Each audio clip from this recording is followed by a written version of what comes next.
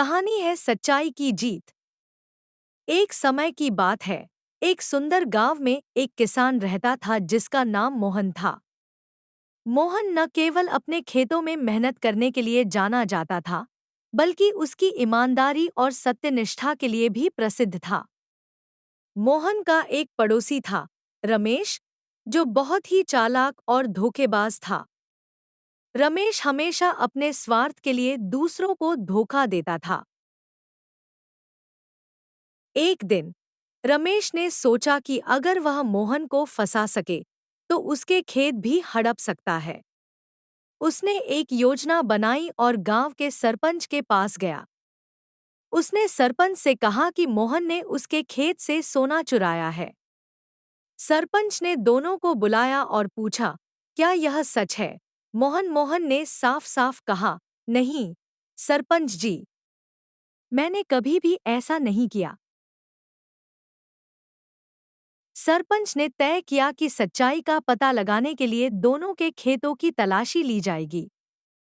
रमेश ने अपने खेत में पहले से ही कुछ सोने के सिक्के छिपा दिए थे ताकि मोहन को फंसाया जा सके।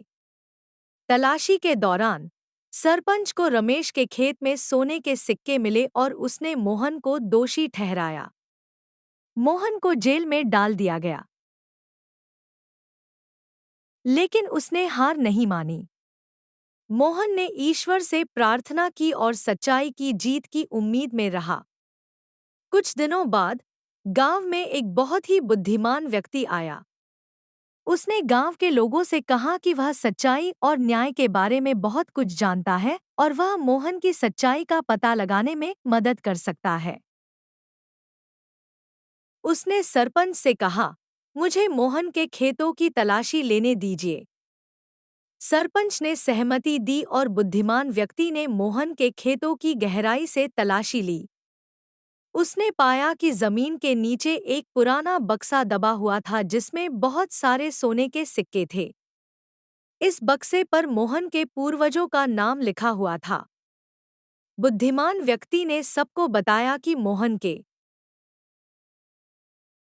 पूर्वजों ने यह सोना यहाँ छिपाया था और मोहन निर्दोष है। उसने रमेश की चालबाजी का भी पर्दाफाश किया और रमेश को सजा मिली। गांव के लोग मोहन की ईमानदारी और सत्यनिष्ठा की प्रशंसा करने लगे। मोहन ने सच्चाई की जीत का सबसे बड़ा उदाहरण प्रस्तुत किया और गांव में फिर से शांति और विश्वास लौट आया।